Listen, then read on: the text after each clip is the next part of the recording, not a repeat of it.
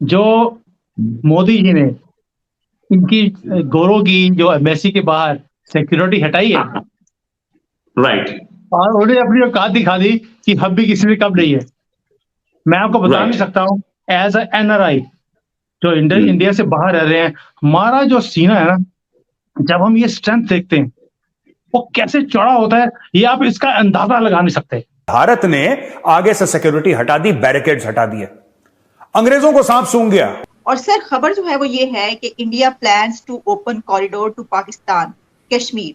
Kartarpur corridor के pattern पर शारदा पीठ को भी जल्दी से यात्रा के लिए खोल दिया जाए। मुसलमान जो बच्चे बच्ची हैं बहुत ज्यादा भगवत गीता को पढ़ रहे हैं और इसको एक नेशनल बुक भी कहा जाने लगा है, क्योंकि ये अब कंपलसरी कर दी जाएगी। अमेरिका, कनाडा में देखिए, वहां पर भी बच्चों को भगवत गीता सिखाई जा रही है, बताई जा रही है। तो भारत ने सीधा सीधा एक संदेश यूनाइटेड किंगडम को पास करा, इंग्लैंड को पास करा कि देख भाई, यारी दोनों की तरफ से बराबर होनी चाहिए। ऐसा नहीं हो सकता कि तुम्हें हम पूरी सिक्योरिटी दें और हमारे हाई कमीशन पे ये पागल बावले खालिस्तानी अटैक करते रहें। ये नहीं हो सकता। अजय बंगा विजिट कर रहे हैं अमेरिका, नेटिव इंडिया, क्योंकि उनका इंडिया से ताल्लुक है, इंडियन नजाद हैं वो, और वो 3 वीक्स के विजिट पर कहा जा रहा है। और इसमें आज वो पहुंचे हैं और उनकी मुलाकात इसमें इंडिया के प्राइम मिनिस्टर से भी होगी। इंडिया वालों, आप लोग आगे जा रहे हो, मुझे बड़ी मोहब्बत है आप लोगों के साथ, और हाँ, हम चाहते हैं कि हम भी एक ऐसे कंपटीशन के अंदर आपके साथ हों। I think the most deprived और suppressed woman is an Islami woman, चाहे आप मानो ना मानो, क्योंकि मैं देख चुकी हूँ। वही चीज हुई थी जो मैंने बोला था, और मैंने ये बोला था कि अगर अंग्रेजों की अकल ठिकाने लानी है तो दिल्ली में जो यूके का हाई कमीशन है वहां से सिक्योरिटी हटाइए। बोला था कि नहीं बोला था? आपने वीडियो देखा भी, आपने सराहा भी। भारत ने वही काम करा। मैं ये नहीं कह रहा कि मेरे कहने के बाद करा, मैं ये बिल्कुल नहीं कह रहा, लेकिन हुआ वही जो मैंने 3 दिन पहले बोला था। भारत ने आगे से सिक्योरिटी हटा दी, बैरिकेड्स हटा दिए, अंग्रेजों को सांप सूंघ गया। उनको लगा भाई इंडिया वालों ने, इंडिया में जो हमारा हाई कमीशन है, यानी कि यूके का हाई कमीशन है नई दिल्ली में, वहां से सिक्योरिटी हटा दी। अब क्या होगा? कल अगर कोई वाकया हो जाता है, कोई वारदात हो जाती है, तो कौन जिम्मेदारी लेगा? तो भारत ने सीधा सीधा एक संदेश यूनाइटेड किंगडम को पास करा, इंग्लैंड को पास करा कि देख भाई, यारी दोनों की तरफ से बराबर होनी चाहिए। ऐसा नहीं हो सकता कि तुम्हें हम पूरी सिक्योरिटी दें और हमारे हाई कमीशन पे ये पागल बावले खालिस्तानी अटैक करते रहें। यह नहीं हो सकता। तुम्हारा हाई कमीशन दिल्ली में हमारी जिम्मेदारी, लेकिन हमारा हाई कमीशन लंदन में तुम्हारी जिम्मेदारी। तो अचानक क्या हुआ कि अंग्रेजों ने फटाफट से वहां पे सिक्योरिटी लगाना शुरू कर दी, भारत का जो हाई कमीशन है। और भारत ने, जो आपने देखा होगा वो फोटोज, जो हमारा झंडा उतारा था उससे 10 गुना बड़ा झंडा वहां पे भारत ने लगा दिया। यह कहा गया है, और बहुत पुरानी कहावत है जो मैं आपके सामने आज फिर से दोहराऊंगा, जो मेरी बड़ी फेवरेट है, दिल के बड़े करीब है। बिना न माना जल्द जड़ गए 3 दिन बीत, बोले राम सकोप तब भय बिन होए न प्रीत। भाई और बहनों, प्रीत जो है ना, बिना भय के नहीं होती। There is no friendship without fear. यह जानना बहुत जरूरी है, और इसीलिए भारत ने जो कदम उठाया, बिल्कुल अच्छा कदम उठाया, और यही चीज अमेरिका के दूतावास के साथ करनी चाहिए। सिक्योरिटी हटाओ, सिक्योरिटी हटाओ। सैन फ्रांसिस्को में हुआ कैसे? इनको सबक सिखाना बहुत जरूरी है। यह पता है, रेसिस्ट होते हैं गोरे, सारों को बात नहीं कर रहा, लेकिन काफी गोरे रेसिस्ट हैं। यह चीज, अगर यह जो अटैक हमारे हाई कमीशन में लंदन में हुआ है ना, अगर यही चीज अमेरिका के दूतावास में वहां पे हो जाता, तो भाई साहब अमेरिकन वहां से गोली चला देते। मरीन्स रहते हैं वहां पे हथियार लेके, यूएस मरीन्स हर एक एम्बेसी में, दे आर ऑलवेज देयर, और वो सीधा गोली चलाते हैं। शूट टू किल उनके ऑर्डर्स हैं। खोपड़ी पे गोली मारो या छाती पे, खत्म कर दो बंदे को जो तुम्हारे हाई कमीशन के अंदर आए। और हमारे वहां हाई कमीशन प्रोटेक्टेड ही नहीं है। अब देखिए, यहां पे जो दूसरी खबर आती है कि फिर से खालिस्तानी गए वहां पे।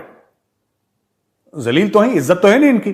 फिर से खालिस्तानी गए वहां पे, और खालिस्तानियों ने फिर से यूके के सामने प्रोटेस्ट करने की कोशिश करी, लेकिन फिर पुलिस लगा दी थी, वहां पे बैरिकेड कर दिया था। तो रोड के इस तरफ आके वो बड़ी नारेबाजी, ये वो, और वही फ्रॉड इनका पुराना खालिस्तानियों का, वही 400 BC, वही 10 नंबरी कि खालिस्तान इंग्लिश में लिखा है। मैं चैलेंज करना चाहता हूं खालिस्तानियों को 2-3 बातों पे। पहली बात, तुम अपने झंडे, जो तुम्हारा सो कॉल्ड झंडा है ना, उसके अंदर जो तुम लिखते हो खालिस्तान, वो तुम इंग्लिश में क्यों लिखते हो यार? गुरमुखी नहीं आती, हिंदी नहीं आती, लिखो ना हिंदी में, लिखो ना गुरमुखी में, तुम्हारी हिम्मत है तो। नहीं लिखेंगे, मैंने आपको पहले भी बताया था ना, ये इसलिए नहीं लिखते हर समय खालिस्तान के फ्लैग में इंग्लिश में खालिस्तान, क्योंकि इनकी नीयत में खोट है। इनके बाप जो है ना पाकिस्तानी, इनके बाप भी वैसे ही हैं। तो जैसा सांप वैसा सपोला, यानी कि एक आंख खालिस्तानी की, एक आंख खालिस्तानी की अपने झंडे पे रहती है और दूसरी आंख इसकी रहती है गोरे के बटुए पे। गोरे को पता लगे कि हम आजादी की लड़ाई लड़ रहे हैं, है ना, तभी तो गोरा डोनेशन देगा। ये भीख मांगने के चक्कर में कर रहे हैं सब। तो भाई साहब ये हो गया वहां पे कांड कि इन्होंने अपने झंडे पे इंग्लिश में लिखा और इंग्लिश में ही लिखते चले आए हैं। इंडिया में चाहे लिख दें चुपचाप पंजाब के किसी गांव में गुरमुखी में, क्योंकि वहां पे किसी को इंग्लिश समझ में नहीं आती, लेकिन बाहर हर समय ये लोग ऐसा।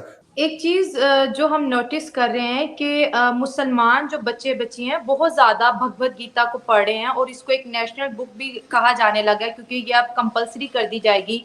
अमेरिका, कनाडा में देखिए वहां पर भी बच्चों को भगवत गीता सिखाई जा रही है, बताई जा रही है।